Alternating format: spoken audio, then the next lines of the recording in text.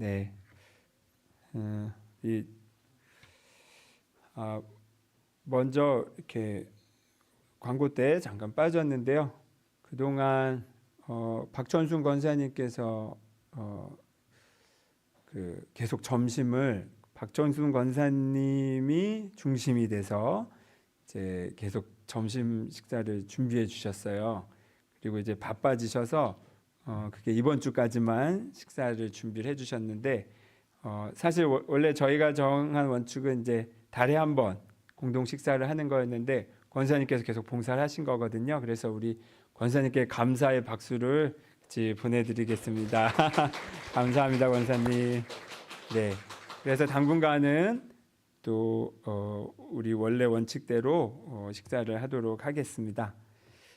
다만 다음 주일은 이제 공동 식사가 있습니다. 참고해 주시면 되겠습니다.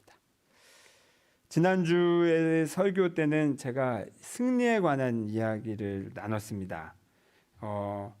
간단히 말해 이거예요. 아이들 중에서도 보면 이렇게 당당한 아이들이 있잖아요.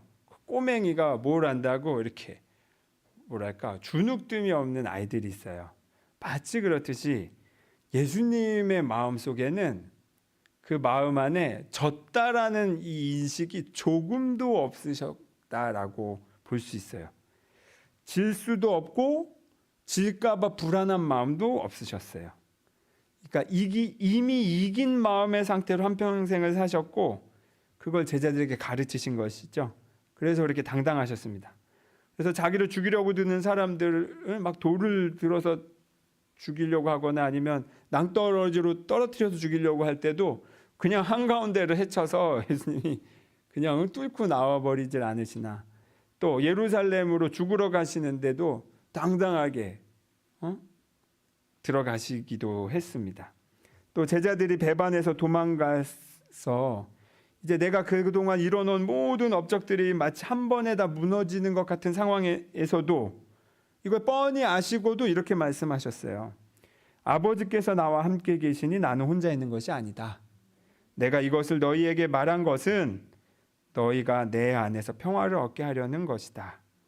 너희는 세상에서 환난을 당할 것이다. 그러나 용기를 내어라. 내가 세상을 이겼다. 요한복음의 말씀이에요. 그러니까 되려 당신은 실패를 앞두고 있음에도, 겉으로 보기에 실패를 앞두고 있음에도 그 마음에 실패라는 인식이 얼마나 없으셨는지 되려 이제 배신하고 죄책감에 휩싸일 제자들을 챙기시는 말씀까지도 하셨다. 이거는 진짜로 그 마음에 여유가 있는 사람만이 할 수 있는 표현들인 거예요. 그래서 이제 지난주 설교 제목을 제가 이렇게 설교 제목을 설명하는 걸 놓쳤는데, 이게 이제 그 인터넷에서 돌아다니는 유행어였던 거예요. 그래서 우스갯소리인 거예요.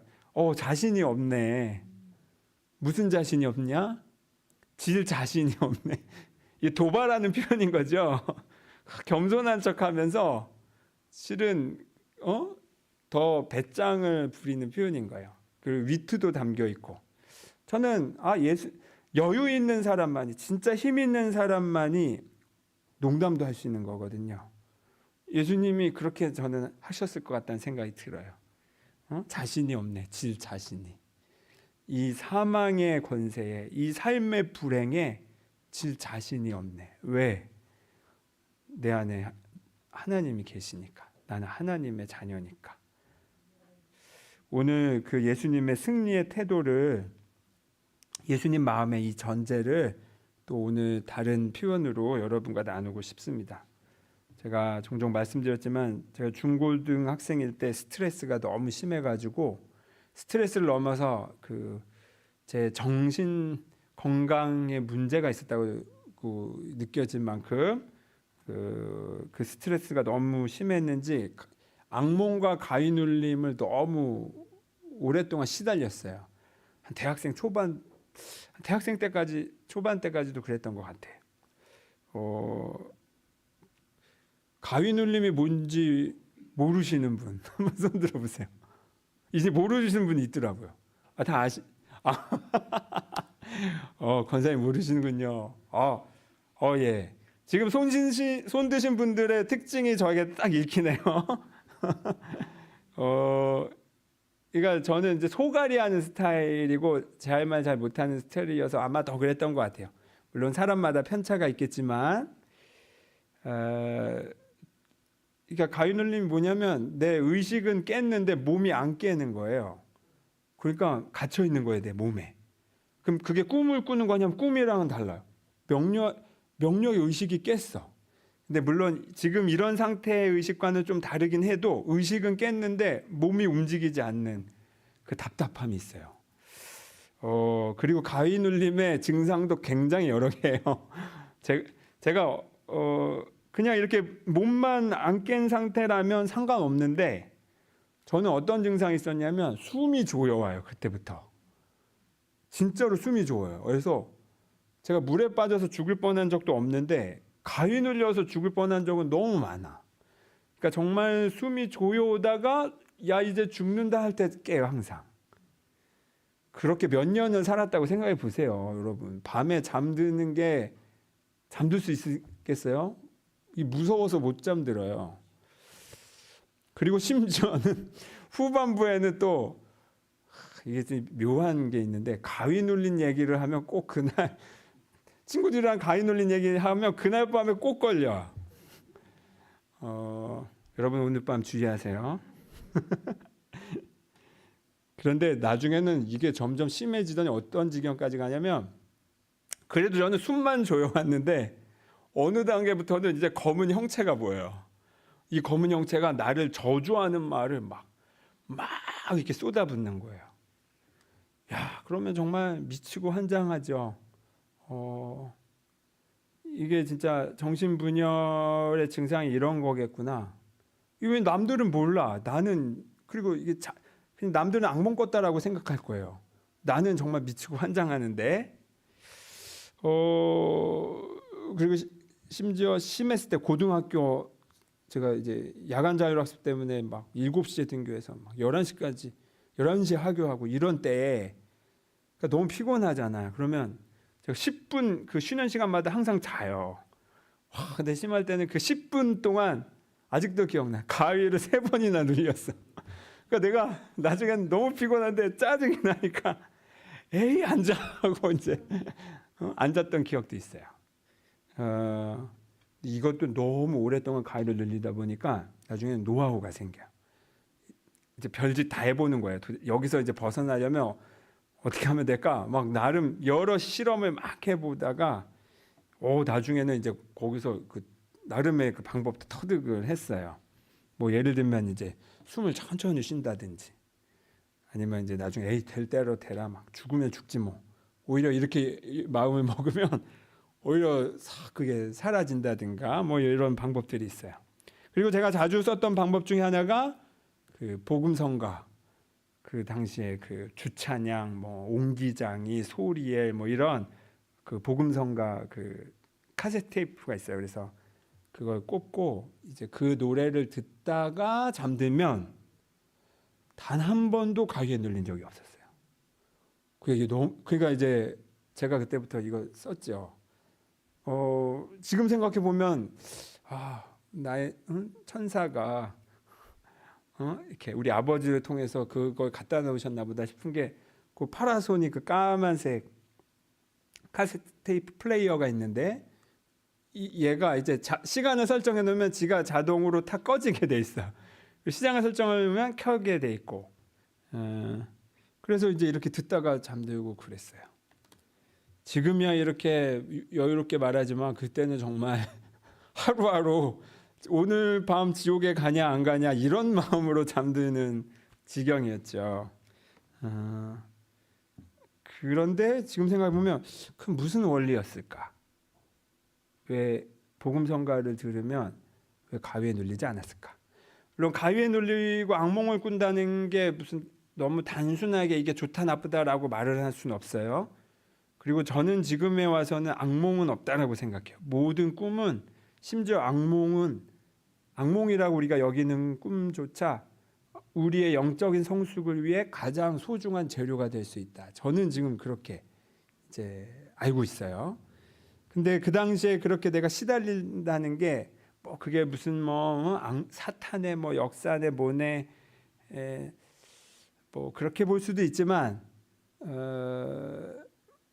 또 꼭 그렇게만 볼 거는 아니고, 아마 내 심리적으로 내 내면의 자존감이 가장 낮을 때, 내가 하나님의 사랑과 이어져 있다라는 것을 내가 놓치고 있던 그 시기였기에 그런 상태를 경험했구나가, 그 정도는 이제 충분히 이해할 수가 있어요.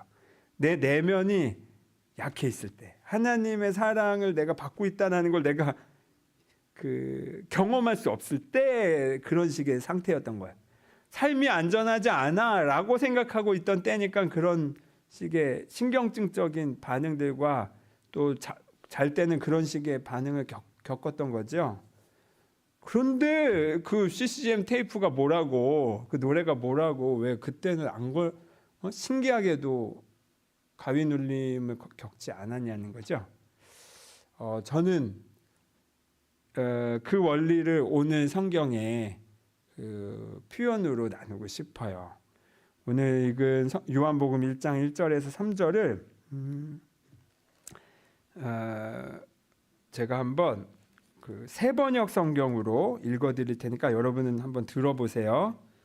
그냥 한번 들어보세요. 느낌이 어떠신가? 그러니까 지금 여러분이 가위 눌려 있는 상태에서 이 말을 들어보시라는 뜻이에요. 태초에 말씀이 계셨다. 그 말씀은 하나님과 함께 계셨다. 그 말씀은 하나님이셨다. 그는 태초에 하나님과 함께 계셨다. 모든 것이 그로 말미암아 창조되었으니 그가 없이 창조된 것은 하나도 없다. 자, 어떠세요? 이 표현에서 뭐 내용은 둘째치고 느낌이 어떠신지 단단하게 다가오지 않으세요? 말은 좀 어려울 수는 있어도, 이게 무슨 말이야? 개념어들이 막 쏟아지니까 어려울 수는 있어도 문장이 짧고 간결하고 직언으로 돼 있어요. 태초에 말씀이 계셨다. 그 말씀은 하나님과 함께 계셨다. 이렇게. 그 없이 창조된 것은 하나도 없다. 이 표현, 이 어투를 보세요. 어투, 이 말투. 짧고 단호한 직언으로 돼 있어요. 이게 뭔가 구구절절 설득하는 말투가 아니에요. 그냥 통보하는 말투예요. 네가 이해하든 이해하지 못하든 이게 팩트고 이게 진실이고 그냥 그런 줄 알아. 이런 말투인 거예요. 제가 잠들다가 악몽과 가위 눌림에서 그 찬양을 듣는 동안 그것에 영향을 받지 않았던 것도, 제가 머리로는 뭐 그 찬양의 가사가 뭐 내 내면의 심리적인 고통을 뭐 일일이 답변해 주는 그런 가사도 아니었죠. 그냥 아무거나 틀었으니까 내가 좋아하는. 근데 중요한 건 뭐냐면, 진리에 정확하게 조율되어 있는 말씀은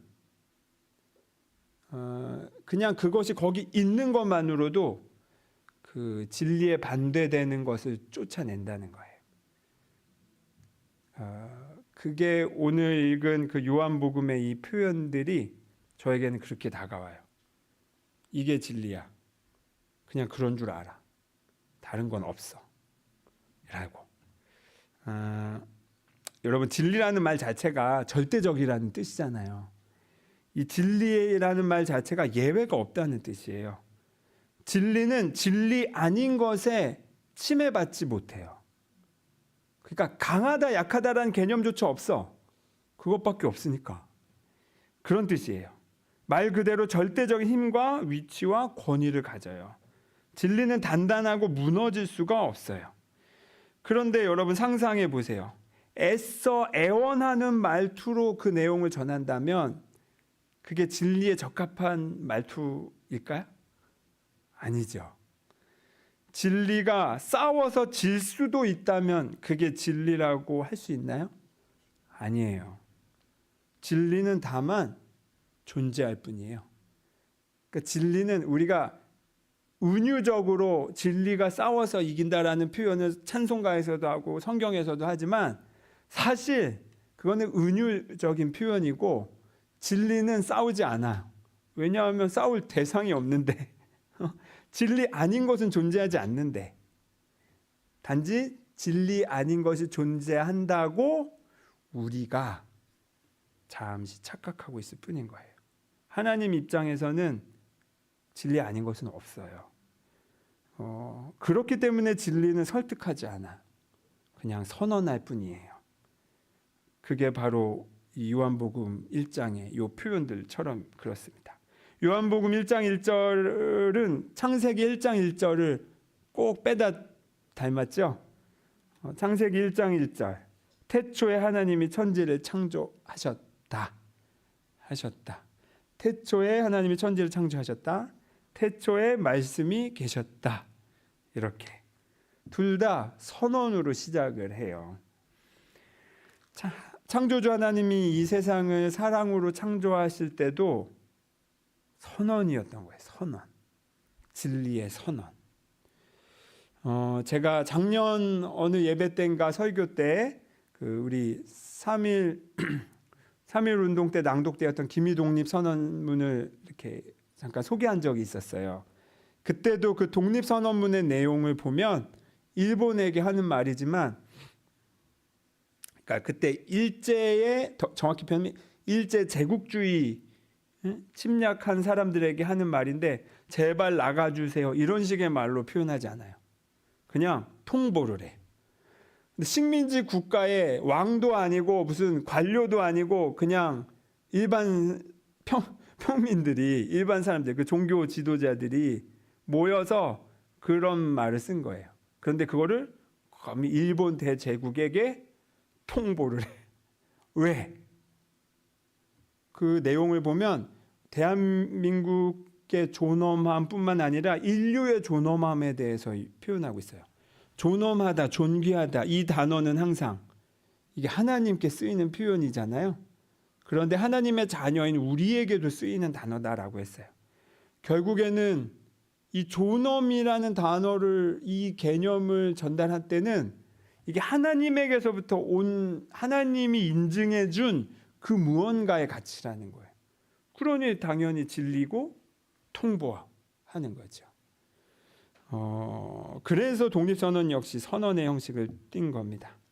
오늘 읽은 두 번째 성경 말씀 누가복음도 마찬가지예요. 예수님께서, 이게 제가 한 구절만 여기 선택해서 넣은 건데, 예수님께서 많은 사람들의 병을 고치고 귀신을 내쫓으셨어요. 그때 예수님의 그 말투를 보세요. 어떠셨나요? 막 무당들이 이렇게 축기를 하거나 뭐 달래서 귀신을 내보낼 때 계속 실랑이를 오래 하잖아요. 오래 하다가 이제 가거나, 물론 뭐 그럴 수도 있는데, 예수님의 성경의 표현대로, 성경에서 예수님은 바로 그냥 바로바로예요. 말하는 즉시. 그것은 예수님만 특별한 능력이 있어서가 아니라 예수님은 알고 계셨던 거죠. 진리 외에 다른 건 없다. 그러니까 항상 귀신을 내쫓을 때 어르고 달래고 하지 않아요. 귀신의 무언가의 사정을 살펴주지 않아요. 물론 그런 표현도 하나 뭐 들어준 건 있지만 그게 막 미주알 고주알 막 설득해서 나가게 하지 않아요.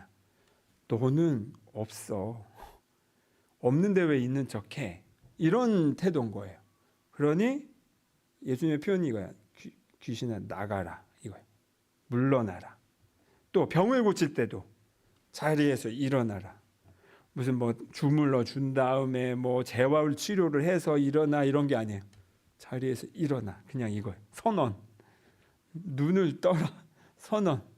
오늘 내용도 그래요.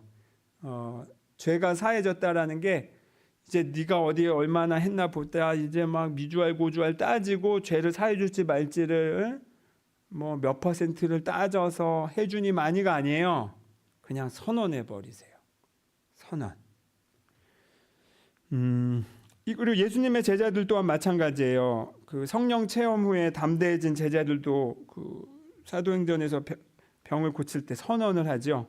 베드로가 말하기를 은과 금은 내게 없으나 내게 있는 것을 그대에게 주니 나사렛 예수 그리스도의 이름으로 일어나 걸으시오. 걸으시오. 선포를 했어요. 진리는 항상 이렇게 싸우거나 설득하지 않고 선포된다. 모두 이렇게 진리의 표현들은 단언이에요. 직언, 선언, 통보.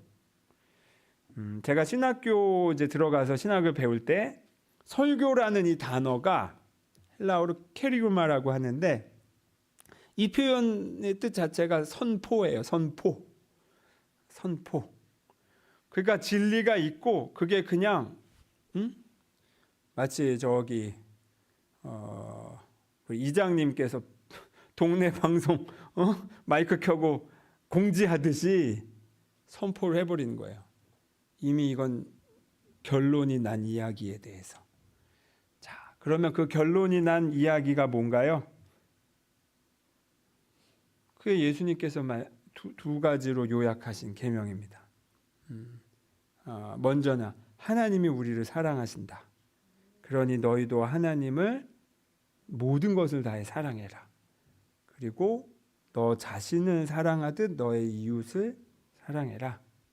왜? 하나님이 우리를 사랑하시니까. 그리고 이거를 통보하신 거예요. 통보. 믿고 말고는 사실 우리의 문제인데 그게 사실이냐 아니냐는 이미 예수님은 결론을 내놓고 우리에게 알리신 거라는 거예요. 자, 이제 우리 요한복음 1장 4절에서 5절 우리 요거는 한번 한 목소리로 읽어보겠습니다. 요한복음 1장 4절 5절 시작. 그 안에 생명이 있었으니 이 생명은 사람들의 빛이라. 빛이 어둠에 비치되 어둠이 깨닫지 못하더라. 아멘. 여기서 갑자기 빛을 얘기해요. 빛. 성경이 빛을 얘기하죠. 특히 요한복음이 이 표현을 잘해요. 그럼 보세요. 깜깜한 밤에 내가 집에 들어갔을 때 전등 스위치를 탁 켜요. 그러면 전등의 불빛이 탁 켜지는데 그때 과정이 어떤가요? 빛이 어둠과 막 싸워가면서 그게 막 이렇게요. 시간이 걸리나요? 아니에요. 그냥 불을 켜자마자 그냥 빛 이거예요. 빛. 나 있어 이거예요. 바로. 지체 없이 빛. 진리가 이렇다는 겁니다. 그래서 빛을 이 비유로 쓴 게 너무나 적확해. 진리는 그냥 바로 통보를 해버리지 어둠과 싸우지 않아. 그냥 나 있어. 이걸로 그냥 이미 끝난 거예요. 근데 우리가 그거를 못 알아보고 오해해서 마치 싸우는 것처럼 무슨 과정이 필요한 것처럼 느껴지는 것 뿐입니다. 여기서 5절에 그런데 어둠이 그 빛을 깨닫지 못했다라고 돼 있죠. 이 깨닫지 못했다라는 단어가 실은 그 헬라어 단어가 깨닫지 못했다라고도 볼 수 있지만 이게 이기지 못한다라는 뜻으로도 쓰여요. 그러니까 압도하다 이런 뜻이거든요. 압도하지 못한다. 그럼 또 뉘앙스가 달라지죠. 어둠이 그 빛을 깨닫지 못했다라고 하면 어둠이 빛을 못 알아보는구나. 그냥 우리의 마음이 어두워서 진리로 오신 말씀으로 오신 빛으로 오신 예수님을 못 알아봤구나. 이런 뜻으로 해석할 수도 있지만 만약 이기지 못했다. 어둠이 그 빛을 이기지 못했다라고 바꿔서 번역하면 또 새로운 뜻이 되죠. 어둠이 맥도 못 쓰고 그냥 사라졌다라는 뜻이 돼요. 오늘은 그 뜻에서 이 표현을 여러분과 나누고 싶습니다. 우리가 어둠이라고 흔히 비유하는 악, 아니면 우리의 불행, 우리의 어떤 무지, 이를 우리 일상에서는 너무 자주 맞닥뜨리다 보니까 이런 것들을 우리가 진짜 힘 있는 무언가라고 느끼게 돼요. 뭐 물리적으로 뭐 나쁜 사람이 뭐 내 돈을, 사기꾼이 내 돈을 뺏어가면 그래, 이렇게 나 피해 입은 거 맞지 않아, 이거 위험한 거 맞지 않아 라고 생각하게 되죠. 그런데 사실은 그럼에도 불구하고 내 마음은 무너지지 않을 수 있어요. 불행이라는 마음 상태가 우리에게는 너무나 사소하고 실제적인 것처럼 느껴지지만, 실은 이 불행이라는 것은 우리 인류가 겪고 있는 집단적인 거대한 정신 착란이다 라고 볼 수 있어요. 내가 내 돈을 사기꾼한테 다 뺏겨도, 내가 당장 내일 죽을 병에 걸린다 하더라도 그렇습니다. 내가 그거를 문제야 라고 강하게 믿고 있기 때문에 나에게 문제인 것처럼 작용하는 거예요. 그렇지만 그 불행한 일들을 보고 내가 아니야, 나는 여전히 하나님의 자녀야. 내 육신은 끝날 수 있을지 몰라도 나의 존재 자체는 끝날 수가 없어. 두려워할 이유가 없어 라는 의식이 있다면, 그것은 거꾸로 내 육체와 내 일상의 삶에서 반대로 그런 영향을 끼쳐요. 그러니까 이 세상이 악하고 불행하다고 해서 내가 어쩔 수 없이 그 영향을 받을 것인가, 거기에 사로잡혀 있을 것인가, 아니면 내 안에 진리의 빛을 비춰서 다시 이 세상에 빛을 비출 것인가, 이거 선택을 하셔야 돼요. 그리고 예수님은 분명히 말씀하셨죠. 너희는 세상의 뭐다? 빛이다. 진리가 이렇습니다. 그러니까 우리는 여러분, 진리를 탐구, 그 과정으로서는 탐구할 수는 있어도, 완전히 깨닫는 여정은 있을 수는 있어도, 실은 알고 보면 이미 그 진리가 내 안에 있었구나. 결국 경험은 그거예요.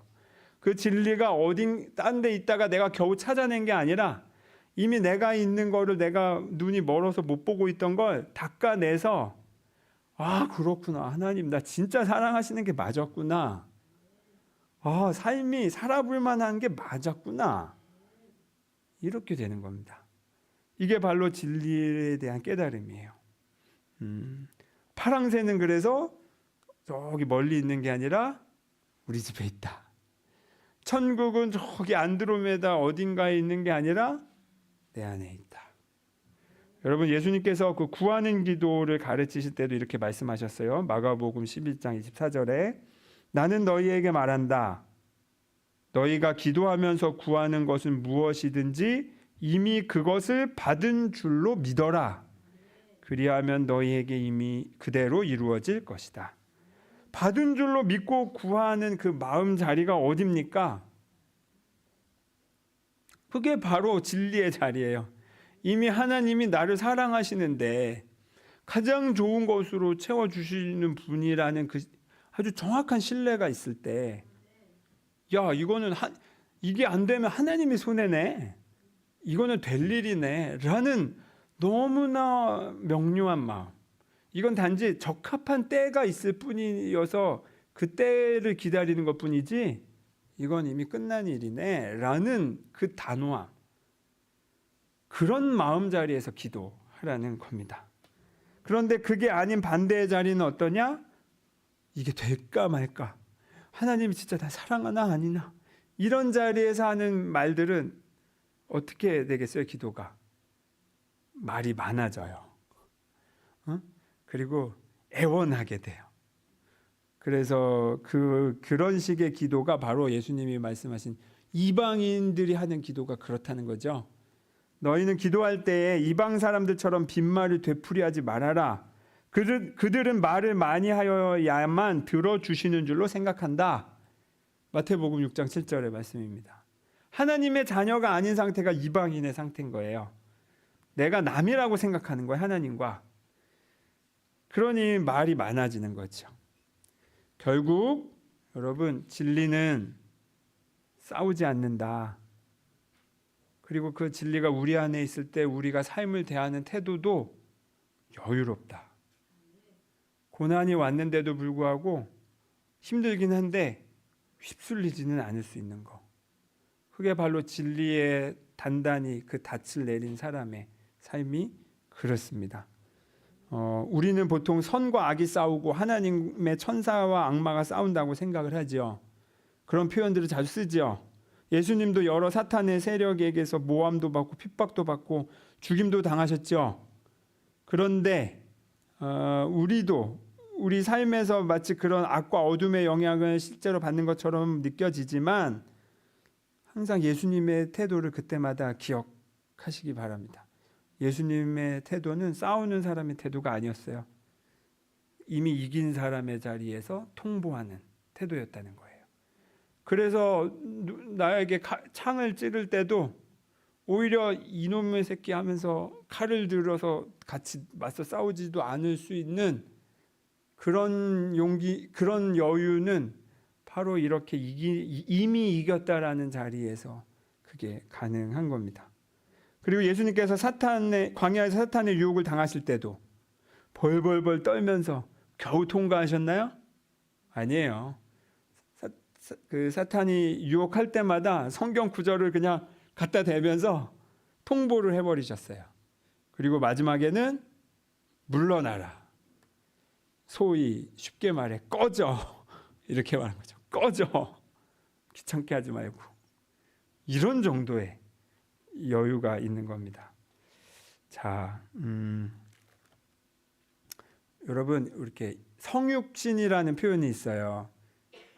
이게 이제 요한복음 때문에 두드러진 표현인데 거룩함이 육신을 입고 이제 하나님이 육신으로 육화됐다 이거예요. 하나님이 육신을 입고 오셨다. 그래서 우리는 그분을 누구라고 고백하나요? 예수님. 자, 보세요. 이렇게 제가 지금 길게 구구절절 진리에 대해서 얘기했지만 쉽게 말하면 예수님이라는 이 존재 자체가, 이 사람 자체가, 이런 분 자체가 그냥 이 땅에 오신 것 자체도 진리의 통보인 거예요. 다만 하나님이 계시는데 우리의 의식의 수준이 떨어져가지고 눈이 가려져서 이미 계신 하나님을 자꾸 못 보니까 이제 하나님이 눈높이 교육을 들어가신 거예요. 눈을 낮춰서 우리가 알아볼 수 있는 형태로 그 진리를 드러내신 게 뭐다? 바로 예수님이다. 그래서 예수님의 모든 가르침도 진리이지만 예수님 자체도 진리의 상징이다. 그 꺾이지 않는 그 태도. 육신이 죽을지언정 절대로 그 하나님의 사랑에 대해서 물러남이 없는 그 태도. 그것이 바로 성육신이고 그게 바로 진리의 선언입니다.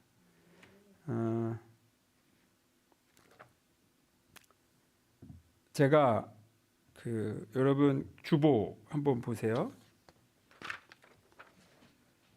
요 주보의 그림, 요 제가 그린 그림이거든요. 제가 꿈을 꾸고 그린 그림이에요. 제가 한 번은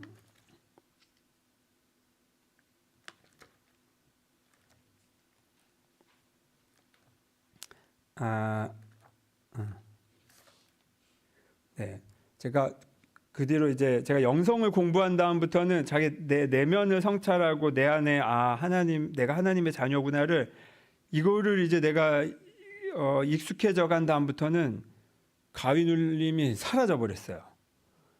그냥 사라져 버렸어요. 그런데 어느 날 한번 가위를 눌렸어. 근데 또 굉장히 오랜만에 그러니까 그렇게 한 5, 6년 전이었을까? 이미 나는 이제 충분히 자유롭고 이렇게 평안한데 가위를 눌렸는데 엄청 세게 눌렸어요. 그 3단 콤보, 숨 조여오고 뭐 검은 거 보이고 또 저주하는 말 쏟아지고 막 진짜 스테레오로 비명이 쫙 이렇게 들리는데 막 비명 소리가 끊이질 않는 거예요. 제가 평소에 호러 영화도 안 보는 사람인데 막 와, 근데 의식은 깼고 또 이게 뭐야 왜 이래 이제 하면서 거기에 근데 내가 거기서 빠져나올 방법을 못 찾겠는 거예요. 너무 그 심해가지고. 그런데 갑자기 근데 그러니까 꿈은 아니었어요. 약간 비몽사몽간에 이제 그 경험한 거죠. 그런데 갑자기 천사가 나타났는데 그 천사가 내 얼굴을 하고 있었어요.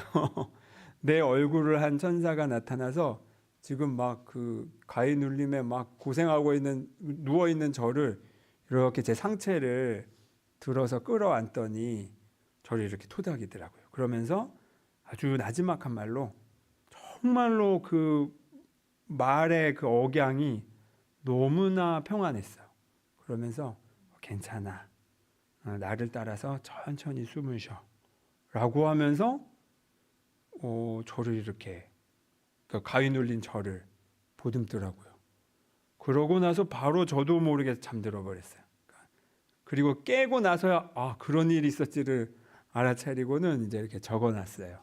너무 인상 깊어가지고 그림으로 이렇게 그려놓은 거예요. 이거구나. 사실 우리는 아직 우리의 현실은 아직도 불안을 놓지 못하고 있어.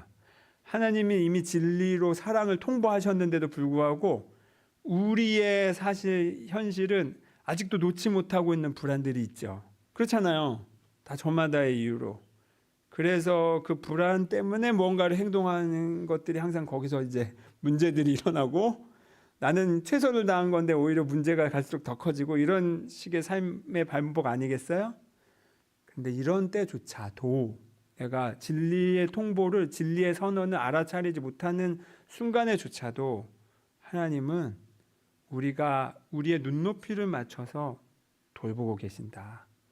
예수님이 이 땅에 오신 것 자체가 그 눈높이 교육이었고 지금 제가 꿨던 그 꿈도 천사가 나타난 것도 바로 그 하나의 한편이었구나. 그리고 우리가 의식하지는 못하지만 더 많은 순간에 성령께서 지금도 우리와 함께 하신다. 이것이 진리입니다. 여러분, 진리는 싸우지 않습니다. 빛이 어둠과 싸우지 않는 것과도 같습니다. 빛이 비추면 그 자리에 어둠은 공존할 수가 없듯이 진리는 진리가 아닌 것에 조금도 영향을 받지 않습니다. 여러분의 불안이, 여러분의 고통이 이미 끝났다. 그래서 예수님께서 내가 세상을 이겼다라고 말한 것도 바로 그 뜻이에요. 너는 지금 못 알아보고 있지만 그 싸움은 이미 끝났어. 실은 싸움도 아니었어. 사랑 외에 아무것도 없어. 평화 외에 아무것도 없어. 하나님이 그런 분이시기에 하나님의 자녀인 우리도 그 진리의 명료함으로 살아갈 수 있습니다.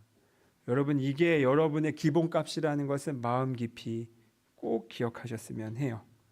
제가 아까 읽어드렸던 말씀, 그러니 용기를 내어라. 내가 세상을 이겼다. 너희도 혼자가 아니다. 요한복음의 16장의 이 말씀, 진리의 승리가 이미 여러분 안에 있다는 것 역시 여러분이 그거를 믿든 말든과 상관없이 진리예요. 내 불안의 신념이 다만 그걸 가리워줘서 못 보게 할 뿐 승리는 이미 존재합니다. 이제 내 남은 삶은 내 시야를 가리고 있는 이 불안의 장애물을 치우는 것뿐이다. 그래서 이미 거기 있는 진리의 승리를, 완전한 사랑을, 예외가 없는 평화를 우리가 내 것을 되찾는 것, 그것을 다시 누리는 것, 그것뿐입니다. 여러분, 한번 눈을 감고 들어보십시오.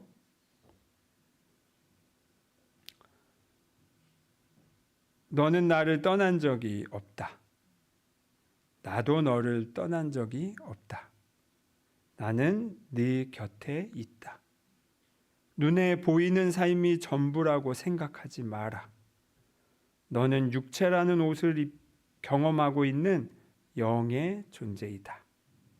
너는 나의 아들과 딸이다. 너는 자유롭다. 너는 평화롭다. 이 느낌을 마음에 잠시 느껴보겠습니다.